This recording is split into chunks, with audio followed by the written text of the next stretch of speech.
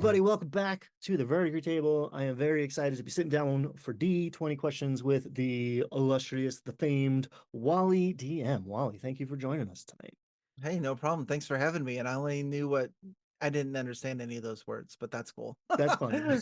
Those are some pretty big adjectives, and I just hope that they were they reflect on me in a positive way, of course. I assure you that they do. I spent a lot of money on Awesome. a piece of paper that says I'm good at English that I never use, so I Fantastic. shoehorn big words in sometimes.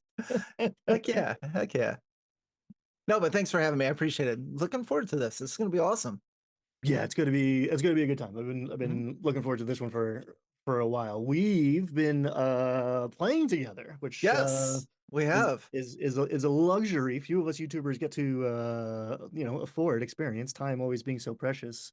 Mhm. But Wally DM does some awesome stuff, but some of my favorite is running the OG adventure, or I should say an extension to the OG adventure Mhm. in the red box, Yes.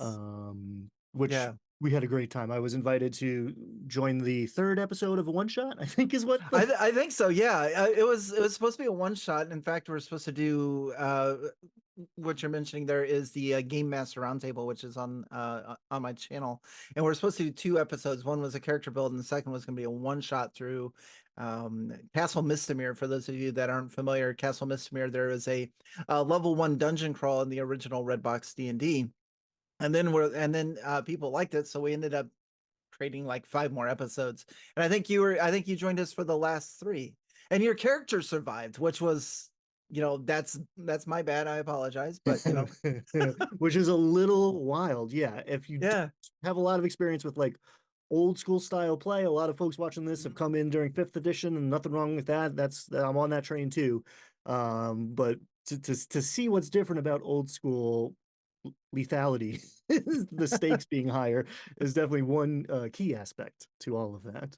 Yeah, absolutely. It was more and to set the record straight too, I mainly play fifth edition, but I have been playing some Beckme. In fact, I ran a couple of convention games this year, as a matter of fact, at Founders and Legends Con, and they're both Beckme games.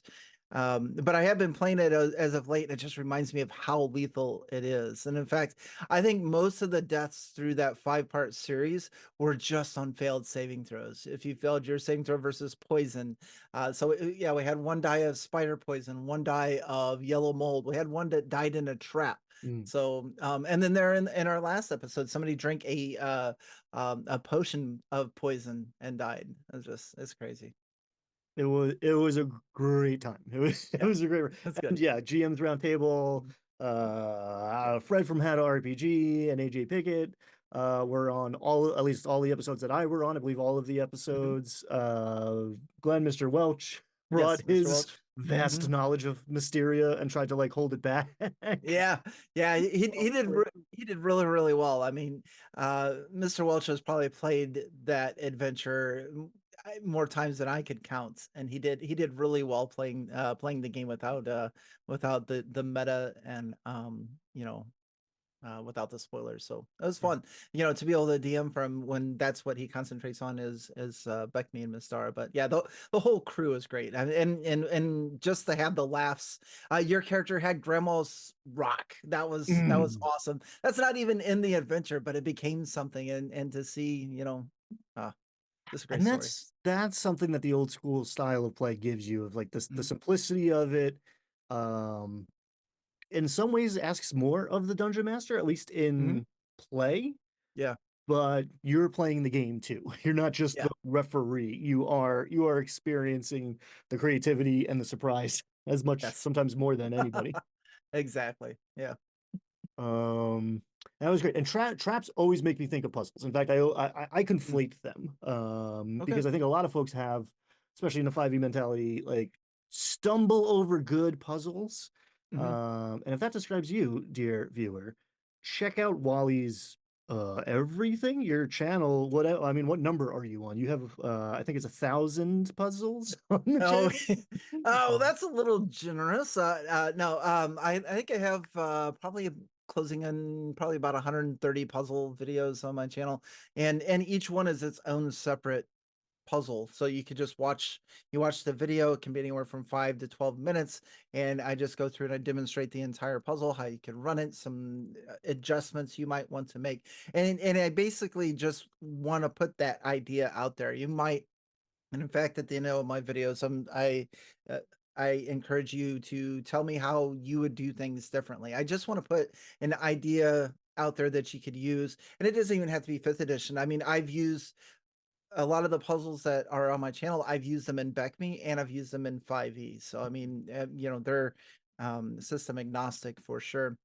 But I just encourage people to watch one, use it, and let me know. I mean, they're a lot of fun. I love that aspect of D&D, and that's the exploration. And I more or less look at them as puzzle encounters. I mean, the ones that I like to do, you're not going to get out your calculator, even though everyone's got one, in their pocket nowadays. You're not going to get out your calculator, your pen, and do like these mathematical equations. These are just most of them are just like little things that come together through exploration. Yeah, and they're fun, and the adaptability really Mhm. shines through for me. It's not just like one size fits all here, like insert this into your game and it's fun, like it could be, but you Mhm. have one eye on the adaptability, which I really like. And that shines through in the books, which if you're watching Yes. this at home, you can see behind you the journal of puzzle encounters. Yes. Yes, Yes. that is my book. It is available on Drive to RPG. I wrote this one in 2020, a little close up there. Journal of Puzzle Encounters. It is a bestseller on Drive to RPG and a very humbling experience. And I can't thank everyone enough who has picked up a copy of it over the last 4 years. It was quite an experience, as you well know, to put something out on a Drive to RPG or a DM's Guild and have people buy it and use it. It's an amazing feeling. Yeah, deeply gratifying, but like well earned, sir. And again, I think that's a Yes. lot of people's weak link, or honestly, like a lot of systems, a lot of Hmm. adventures. Yeah. Like a good puzzle is hard to find, and you Yeah. are providing a resource of them. Yeah. And that's huge. And exploration needs some help in fifth edition. Yes. So thank you for your service. Yeah. No, I'm here for you. No problem. Uh, Thank you. I appreciate that. All right, let's dive into these cards. Contain D20 questions. You're gonna roll a D20. You're gonna get a question. Oh, If you okay. roll the same number twice, we're gonna do lightning round. Hmm. Ooh. Uh, Lightning. Or can we make it more like a thunder round? I'm not sure. I'm lightning fast, but maybe thunder fast. yes. So Okay. this is all a very thin conceit, and we will inevitably go into a lot of tangents. Yeah. Okay. So there's no ticking clock. There's no timer. Okay. Sounds good. I'm here for digression. So give me a D20. Let's see what we get. All right. Roll number one. Roll number one's gonna be an 8. Eight. A fine choice. There's no good or bad, but there's definitely a trend, let's say, as the numbers Okay. advance. All right, number 8. What piece of advice do new dungeon masters never hear, but they really should? Never hear, but There's they a lot of really advice for should. new DMs out there. What isn't getting through that maybe could? Hmm. Um, I think if I were to give that advice, Hmm. and I'm not the best at it, I will admit. I'm probably in the lower echelon of people to take advice from, but if I were to give that, I would probably just say slow down. Slow down everything. Slow down. You don't have to be in a hurry to get places. You might want to rush through a story. You might be, reading ahead, and you think that you've got to move everything. And I find like even with myself, after I've played for a very long time, I'll find myself if there's like a gap or like a little bit of silence or a break, then I try to fill that void by talking. Sometimes just give it a few seconds and let the scene develop. Let your players fill in that space for you. Um, all kinds of different ways I could say, but mainly slow down. Just take things slow and enjoy the ride. Yeah, that really speaks to me because that is the aspect of running the game that I am focused on right now. Like that's something that I've only recently started to like revisit. And it feels very funny as like an advanced technique to like do less. Mhm. leave more gaps, let the players struggle and sweat and plan a little bit more. Yeah. I think for me, when I realized that, and in fact, actually, one of my players mentioned it to me when we were playing. He's like, hey, slow down. Let just give it a few seconds and let everybody talk. And once I started doing that, I found it that I didn't have to talk as much. And then, things were developing, and letting the players, take their own story from there. And I think a lot of mine comes from, I used to be a DJ, so I would DJ weddings and stuff. And it was always, if there was silence, that was like my cue to. I either had to fill it with music or you had to fill it with talking, but I couldn't have any silence, any of those, silent moments, those awkward moments or whatever. And then because of that, I carried that over into D&D. And then anytime there's that awkward silence, or that gap wasn't being filled, I felt like I needed to fill it. Yeah, that's interesting because we do put, as a DJ and a dungeon master, you put a lot of pressure on yourself Mhm. to be entertaining and like Mhm. control the pacing, control the Yeah. tempo. And there is so Mhm. much new DM advice about like how to speed up combat, how to Yeah. keep things moving, and it's a very, I don't know, 21st century maybe American Mhm. idea of like progress through the Yeah. adventure or whatever. You're trying to get to the next room, you're trying to advance the plot. But that's not the point of it all. Mhm. The point is to slow down. And when the players, it took me like I heard this early on, and it took me a long time to like revisit it. When the players are debating what to do, that's like peak D&D. You don't have to step in Yeah. and hit the gas. That's the good stuff. You E and it's also like it's a chance to rest your vocal cords. It's like sit back and watch, be e entertained. Uh, exactly, and that's the moments where they actually give you the ideas, and you mm, overhear their conversation, like, "Well, maybe we should just take that thing from we wouldn't have to." And then I'll always, like, pretend I'm writing notes, and I'm just like, I'm actually just drawing stick figures on my board or whatever else, and I'll look up over the DM screen every once in a while and see. And yeah, those are the best moments when they're deliberating what to do, and then it's just like, and then so many more thoughts come to me while I'm waiting for them. It's great. yes, it's a good chance to like refill the well because you're outnumbered. There's more brains on that side of the table than this side of the Yeah, screen. So like, yeah, yeah. take note of what they're saying too. Exactly, and just about every game that I played in, all my players are gonna outwit me. It's not a contest, so I need every advantage I can get. And gang, this is coming from the puzzle master. Like, come Yeah. on. I suppose so, yeah. Well, you're not going to accept it, but I'm just still keep saying it. Right. Give me a new D20. Alright. That was a good answer. That's really Yeah. yeah, I really like that. Yeah, I may struggle a bit with the improv part of it, but let's see what can happen with this natural one. Yeah. Oh, okay. Um, well, this is funny, maybe a corollary. I think I just answered this question. What Okay. aspect of running the game are you currently focused on? Which is a nice way of saying like where's there room for improvement? Room for improvement? Oh boy, for me, it's gotta be social encounters. I always have that running NPCs. I always, if I'm prepping for a game, running an NPC, I always have like notes of what they are. But if I have to improv an NPC, that's what's tough for me, because I immediately got to get into the NPC's head and think, okay, what are their wants, what are their desires, what are they? They were just going about their day, and all of a sudden, here's these adventures that come out of nowhere, or what have you. What's on their mind? What are they thinking? And to get into to just jump into that character is probably one of my hardest things to grasp. I mean, I think I do very good with pacing. I think I do good with combat and exploration, and running a game, but that improv social encounter is still to date one of my toughest. And yeah, I think a lot of people are gonna hear that and feel it. I think it's Mhm. at least in fifth edition and most other systems, it's kind Yeah. of the least supported pillar of play. Here's a third of the game, and like, Mhm. here's three skills. Uh, maybe Yeah. those will help you. But the as a player who has experienced you running a game, like we hoodwinked an ogre and you were talking as him for a long time, and like you did good.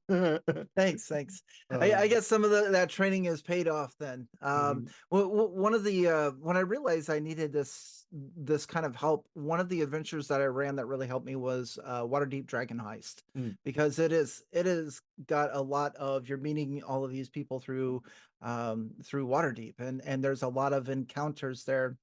They could go into a building, a shop. They could run into somebody from some factions or stuff like that. And you've always got to be prepared. They're all sitting there in the yawning portal, and they're like, "Okay, who's here?"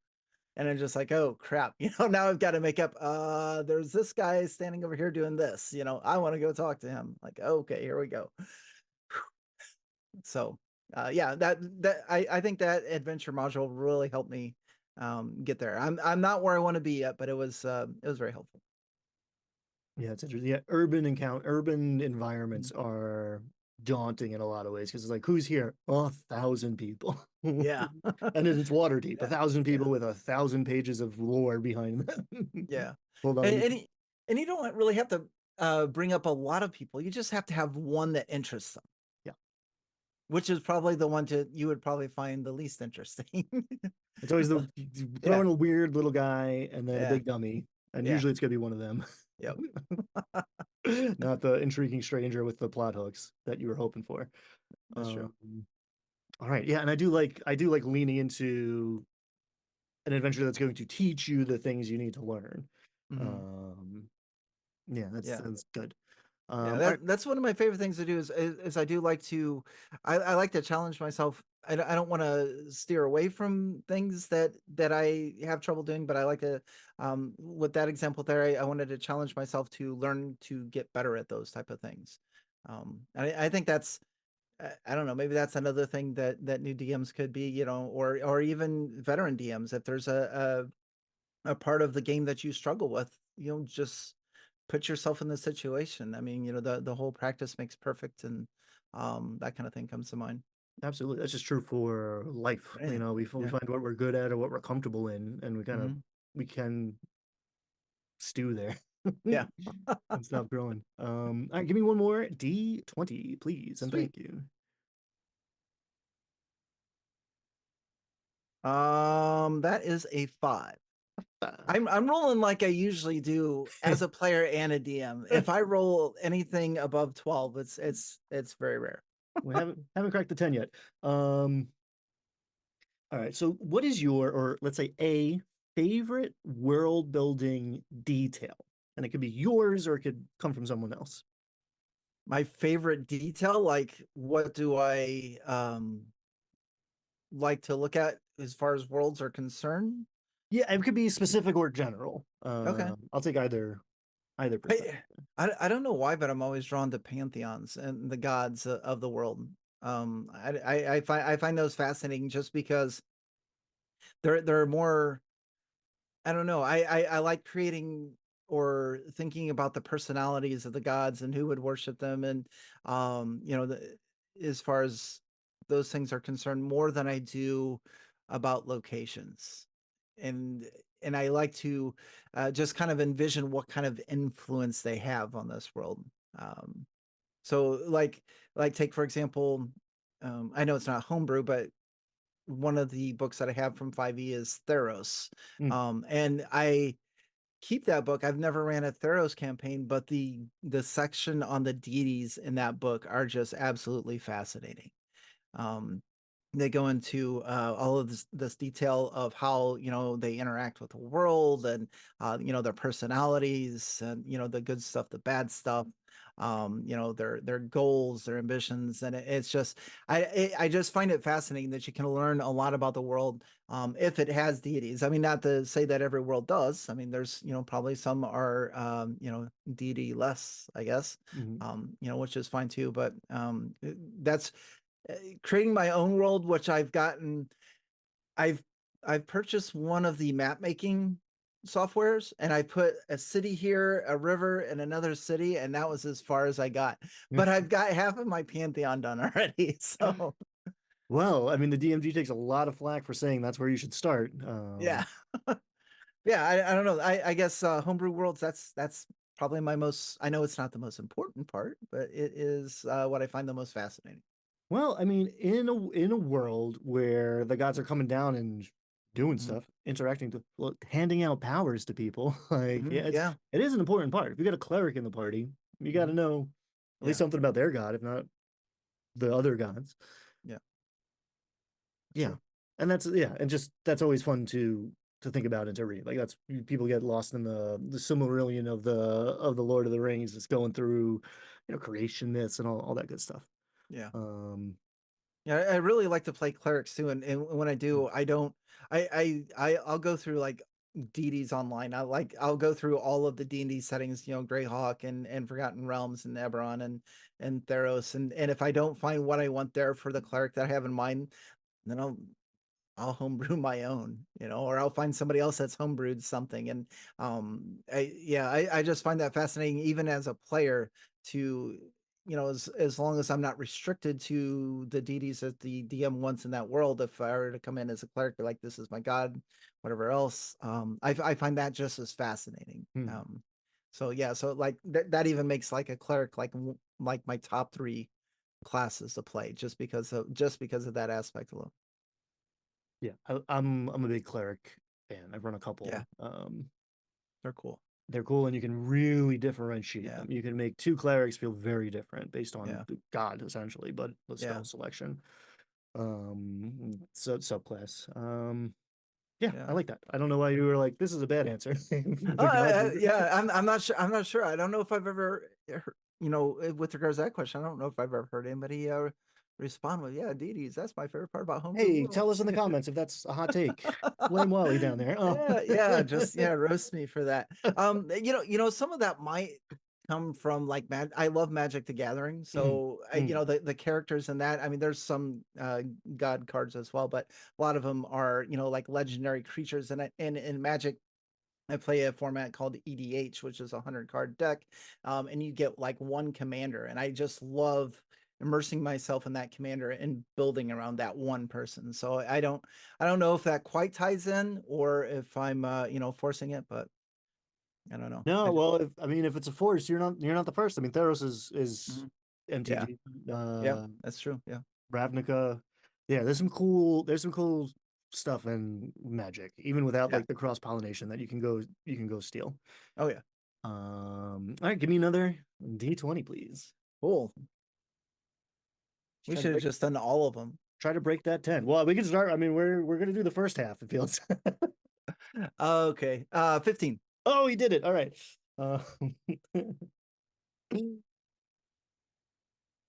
Uh, name a moment that would be on your TTRPG highlight reel. Oh, my highlight reel as a player or a DM, or does it I will matter? take either or. Hear me out. Both. Both. Okay. Let's start with a player because um, this was just so much fun. For those of you that are familiar with D&D YouTubers, Josiah or Dungeon Dad is out there, and it's been probably about 4 years ago now. I was on his channel. We were playing, oddly enough, I was playing a paladin from Theros, um, and I don't remember the exact uh, part of the one shot, the idea of it, but we were in combat on top of these, like they were like flying stingrays, Hmm. cloud skates, if you will, I guess. And we were the big bad evil guy was on top of there, and Josiah Dungeon Daddy had it all uh, on there in roll 20, and you can see the sky underneath, and we're just doing battle on this monstrous size stingray that's flying through the air. And he had allowed us all to have an uncommon magic item, I believe, for our characters. And the battle wasn't going very well for us. And playing this paladin, I'm up there, and I thought, hmm. I was just like, it's like everything just whizzing by us as we're flying through the sky, right? And he's like, yeah. I was just like, okay, I'm gonna take out my immovable rod. And I stepped to the side and I held the immovable rod in front of the big bad evil guy and I activated it. And so the rod stayed right where it was at, and the bad guy stayed with it, and we continued on. Awesome. Yeah, I love Yeah. sneaky magic items. I mean, Immovable Rod has quite Yes, the reputation for it does. Yeah. creating physics problems like that. Yeah. But oh yeah, but I love stuff like that. That's a good Yeah. one. That's a good It's, one. it's good times. Yeah. Yeah, and Dungeon Dad, good people. All right, what's the other side of the coin? Oh, all right. So, boy, as a DM, um, honestly, I don't know if I have a specific moment. I mean, I guess I do. I mean, I have like a splattering of just memories of things.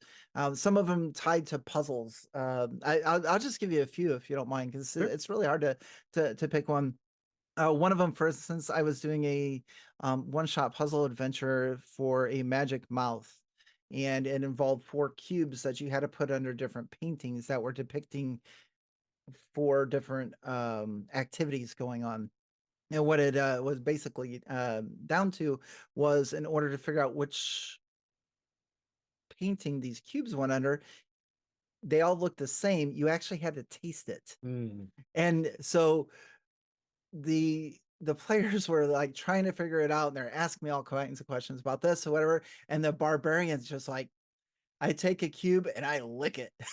I'm just like, you lick the cube and it tastes sweet, tastes like candy. It's just like, that's interesting. And then everybody else was like, oh, okay, that's it. And so they put that one. I think there was like a baker making like donuts or something. They put that one under there. There was one that was like prepping like to preserve like meats or something. So one tasted salty, it went under there, and so on. But yeah, just little things like that, just little memories, just like, and it's not so much things that I did, it's just the experience itself, just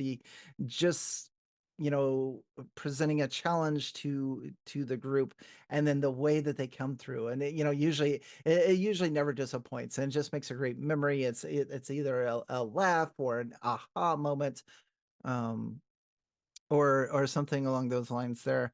But if I were to say something I'm probably most proud about as far as being a DM, is running convention games, because I was scared to death to run them, and I've run 3 so far, and each of them turned out really good. And so now I have officially retired from running convention games. So I'm Oh, gonna going say out on top, huh? no, I may run another one again, but like running the 2 that I ran this year, and then I ran one at Gamehole Con a couple years ago, and because as far as a game at a convention, I put that like way up here. I mean, there's these people coming from around the world to play in games, and I feel like if you're a DM running one of those games, man, you got to be on top of your game, and so just the energy and the excitement, and being able to actually to go through there and do it and see that people enjoyed it, and and have them tell you that you enjoyed it, that's probably one of my biggest um accomplishments, I think.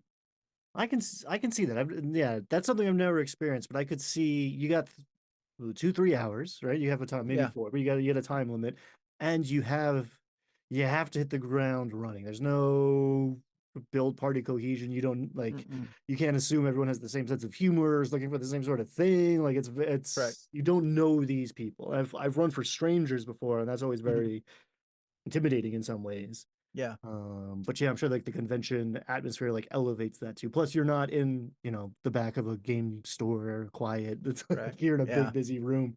Yeah. Um, Yeah. yeah, And it's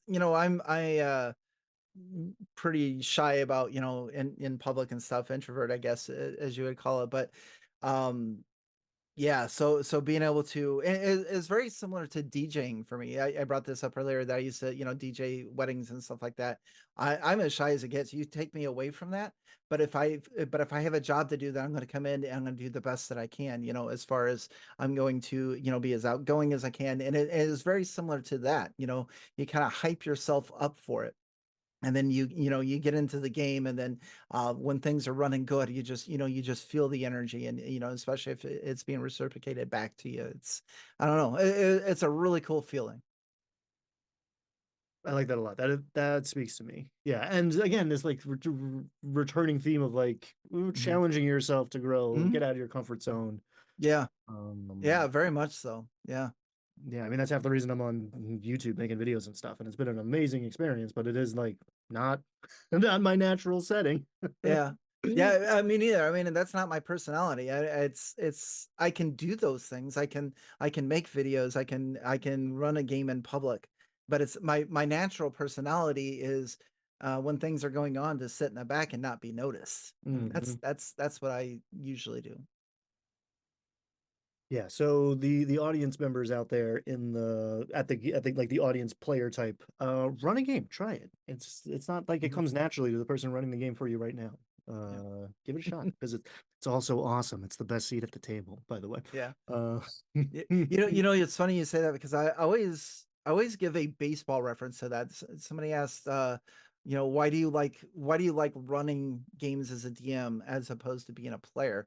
And when I was in Little League playing baseball, I always liked being the catcher. Like, mm, why would you want to be catcher? I was like, because I'm involved in every play.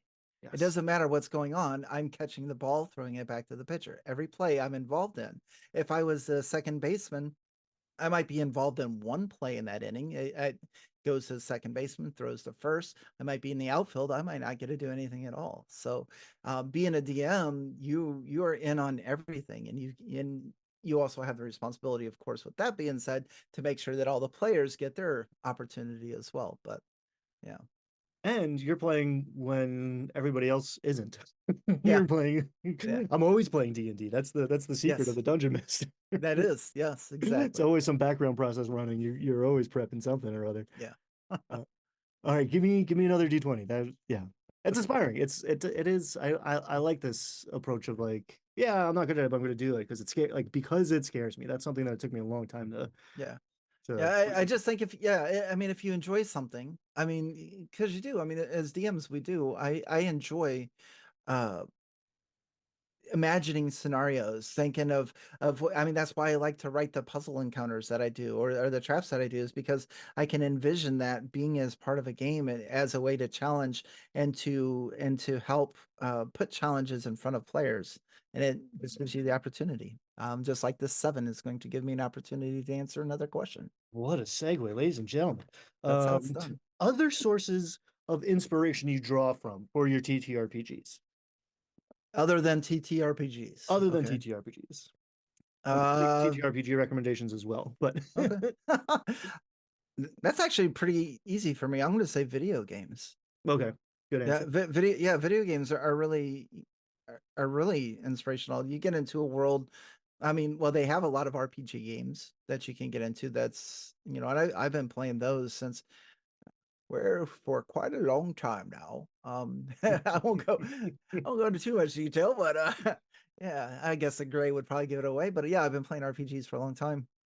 But video games are very inspirational for me. They give me ideas. They help me with my puzzle ideas. I don't get to play games as much as I used to, but like one of the things that I like to do is like in a half an hour before I go to sleep is I'll watch YouTube, and there's a YouTuber that I like to watch that plays indie horror games. And a lot of indie horror games are about survival Mhm. and stuff like that. So I've actually taken some really good encounter ideas, some really good puzzle ideas, really good trap ideas just from watching that for a little bit at the end. And it's neat for me because I don't have as much time as I would like to be able to play video games. So being able to at least see them being played for a little bit is really good. With that being said, some of my favorite inspirations, Resident Evil has been a huge for me as far as transferring over to TTRPGs. I mean, just imagining that game with the puzzle elements. Zelda's another perfect example. I love Legend of Zelda. It's fantastic. Skyrim, I found Skyrim like way later in life. I started playing Skyrim about 2 or 3 years ago, and just like, where has this game always been for me? Yeah, just very inspirational. So, yeah, that's what I have to say. You can get just about everything you want from a video game. You've got story, you've got encounter ideas, you've got world building, you name it. Yeah, it is high art. Well, if you're doing it right, it is high art, and in today's world. Like it has come so far, and it's interesting how it is this feedback loop. Like a lot, of, especially RPGs, owe a lot to, I mean, D&D in particular. Like the Yeah, concept of like video games having levels, like you could trace that all the way back to levels of a dungeon. yeah, Like it's started, and now the video games are feeding into the D&D world for hmm good and ill, but mostly good. yeah. Um, more on that later, folks. The but yeah, Yeah, there's so many good. would there be video game RPGs without D&D? I don't know if there would have been. I Right. And mean, it's so easy to take for granted the idea of like, oh, you're the one, you're this one guy, and that one guy is gonna get better because they're leveling up, they're getting cooler stuff.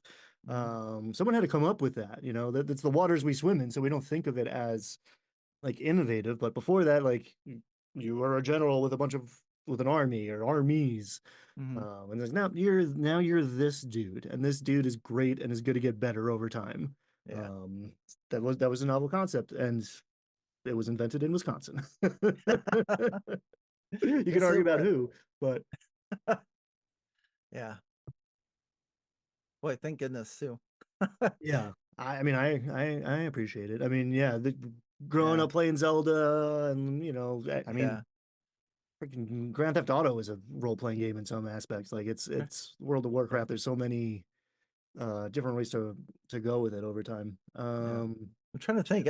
I started playing. Yeah, started playing D&D in '84. So yeah, before any of that other stuff. I mean, Atari was the only thing out when I first started playing D&D. So, You huh? can make a very Interesting. flimsy argument that like Donkey Kong, you're playing a guy, right? But like Zelda's an RPG, but Zelda's 87. I don't know. Yeah, I'll look yeah. that up. But it's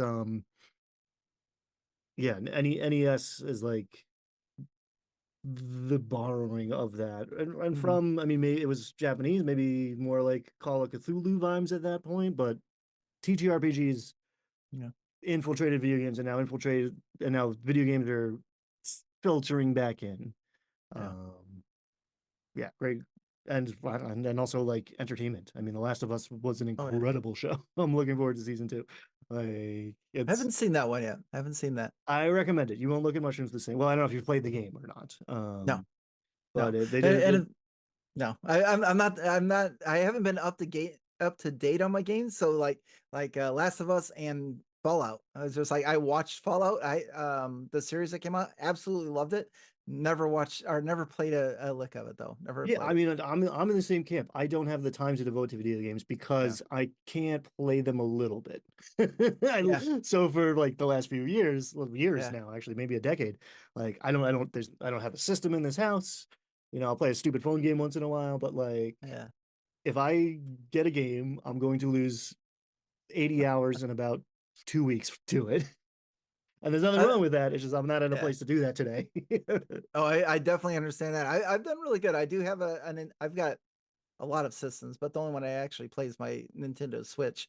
But I have lost many a good friends to World of Warcraft. Yeah, I mean, I think that's what did it to me. I was like finishing college and like I was like, yeah, I was an English major, so I'm right. I don't even know 10, Mhm. 20 pages of paper, 3, 4 novels a week. And I was like grinding fishing so I could level up my cooking and like hours and hours. And I was like, what is happening right now? What am I doing? And like scheduling raids because at a certain point you need like Mhm. 20 people together, 50 people together, and you're like standing around waiting to like play the game. It's a lot of parallels to D&D, I guess, in some ways. But I never played it for that reason because I knew that I would have been addicted to it. But like I said, I had some really good friends, and I didn't see them for a very long time. yeah, you could have joined their raids and you would have spent some time with them. But Yeah, that's true. all right, give me another D20, please and thank you. We might be this might be our last stop on the tour. Alrighty, let's see what we can do. That is going to be a 15. 15, is that doubles? Wait, did I do 15 Did you already? do 15? I think you did. I think that was the one that broke it. Hold on. You did 15. Lightning round, baby. Oh my goodness. How about a quick drink real quick before I So I'm gonna reiterate that you can take your Okay. time. This is Oh no, this is lightning. We got to do it. We got oh, to I do it mean quick. I appreciate commitment to the bit, but so far no one No one has answered these quickly. Do you fudge rolls? Yes, I've been doing it all night. Next question. Thanks, everybody. That was very close to a spit take. That was like a legit spit take. Um, what is your favorite die size? And I don't mean like the big old chunky D20 versus the baby ones. I mean like D4, D68. Like, what's your favorite increment of dice? It's the D12. It's the least used, and I like the underdog, the misfits, and it rolls really well. It's probably my favorite rolling dice. It's everybody's answer. It's my Uh-huh. favorite, and I didn't realize until I started doing the show. Like, that is Mhm. by far the most popular answer. Yeah, So, it rolls good. I mean, the other dice are okay, but there's just something about it rolling a D12. It's yeah, I don't know. I like it. love it. Published or homebrew? Yes. Next question. No, Uh, actually, yeah. I like them both. it's a I trick question. yeah. The I answer is always both. Yeah. Yeah, I think running a published adventure helps you get better at running your homebrew, Mm, and running homebrew helps you appreciate a published adventure as well. And not only that, but you can mix them all together. You can that's take the secret yes, sauce. Yes, yeah, yes, yes, yes. And yes. then You can take a you only have to homebrew the stuff that you like. yes, exactly. Like, oh, I really don't want to do this, but there's something in Infinite Staircase that just released that I could use that. Right. Yeah. Yeah, I've Um, actually done that quite a bit. I had a library game for a while, and I was using Candlekeep Mysteries. Is it Mysteries? Candlekeep Mysteries? yes, yes. Yes. I was using Behind me somewhere. Yes. yeah, those adventures to plug in where I was missing parts of my homebrew library games. So yeah. Sorry. It took too long on that. No, don't apologize. That's the correct answer. Encumbrance? Question mark? No, but I have used encumbrance before. When I first started, it was all about that math and stuff, and we figured it all down to the last what do they call it, coin Yeah, in coin weight. Mechmia's, yeah, coin weight. We did it to the last coin, adjusted movement. Now, as long as, I mean, you're not going to carry a treasure chest of 20,000 copper pieces on your back. I mean, you're not, so encumbrance within reason, you know what you can and can't carry. But yeah, I don't calculate it. Maybe asked and answered, but what is your favorite class? Favorite class is actually sorcerer, but I also love cleric and druid. Sorcerers are like the superheroes. They get they all their powers. They like have them. They just need to figure out how to use them. And then, yeah. And I think they're gonna be better.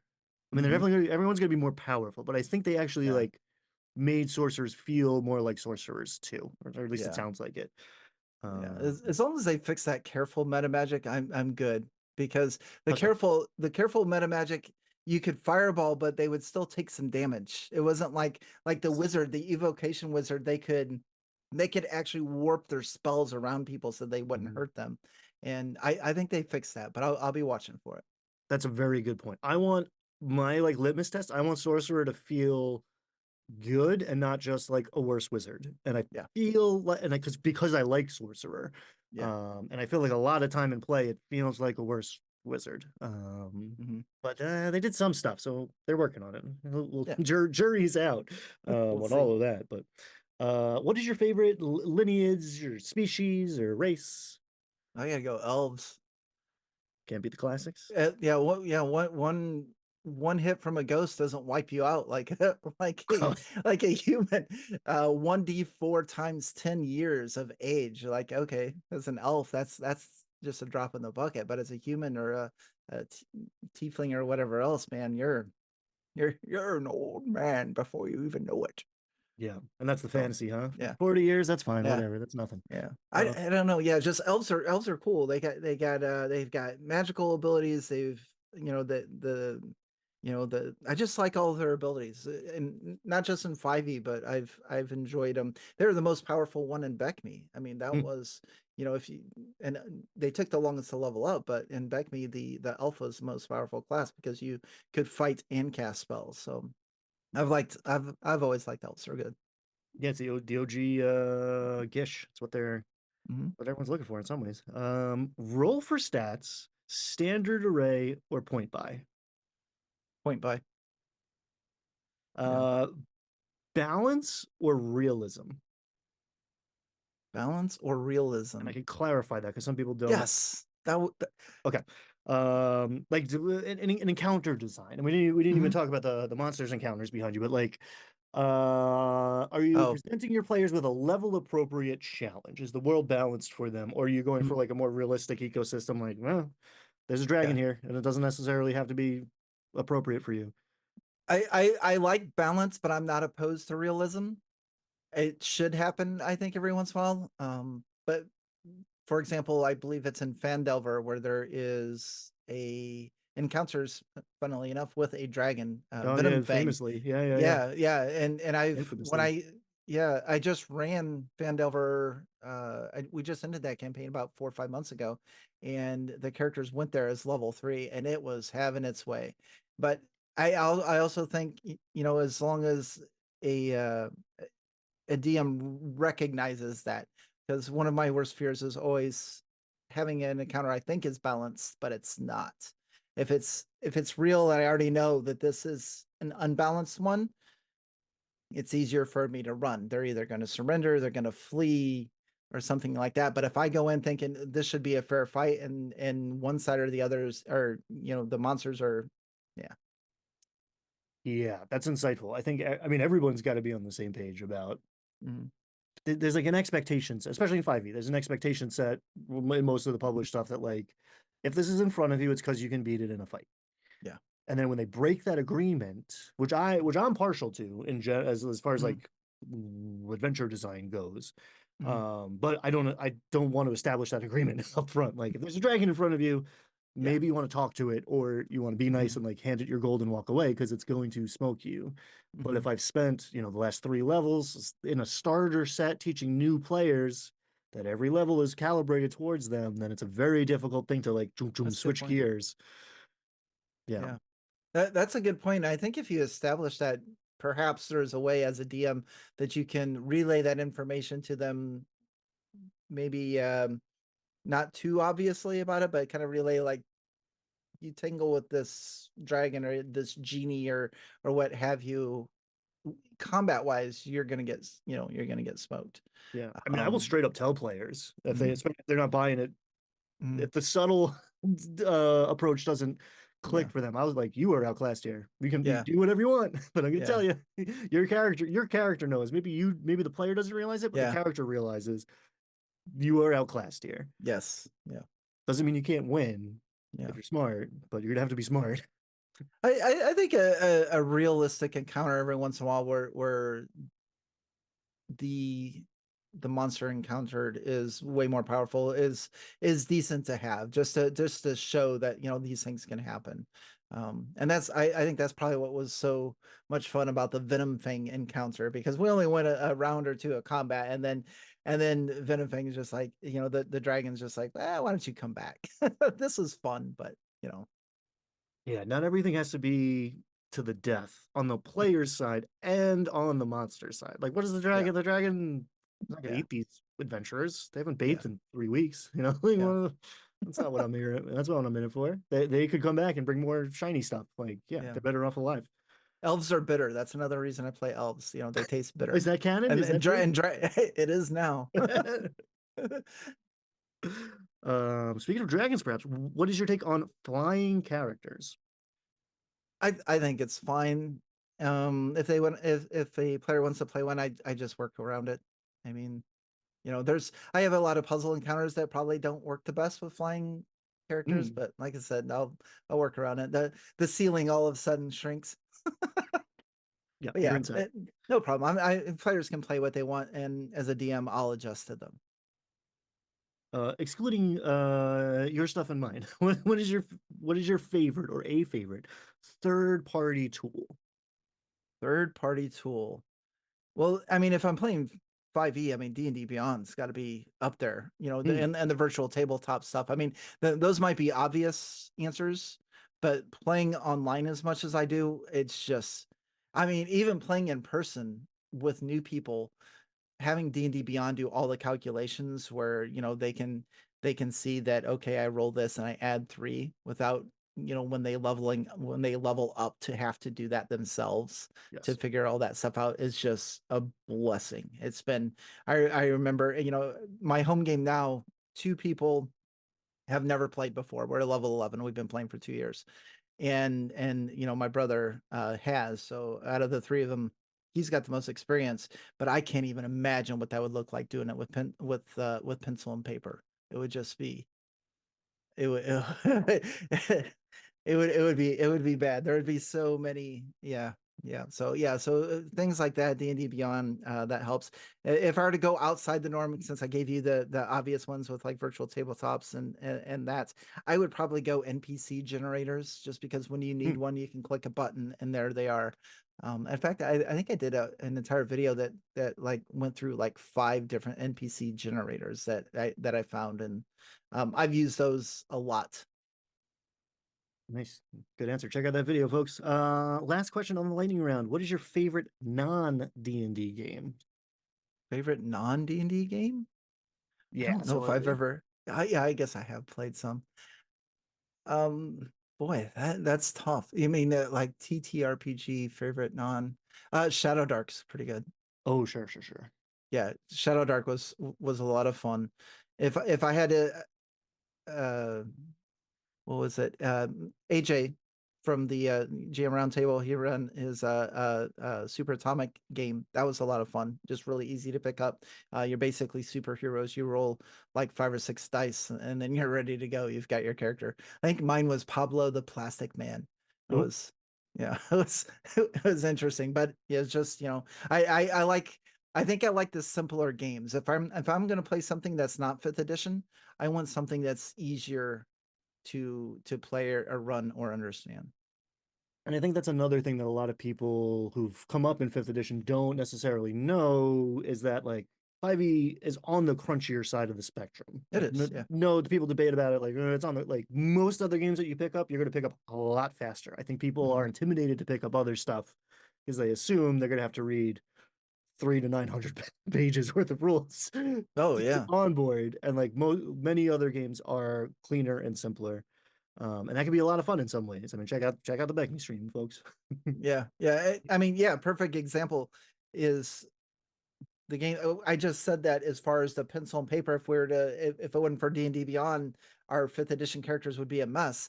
But in opposition to that, if we were playing Beckme, it wouldn't be that big of a deal. I mean, Right. you change like a couple numbers every couple levels and you're done.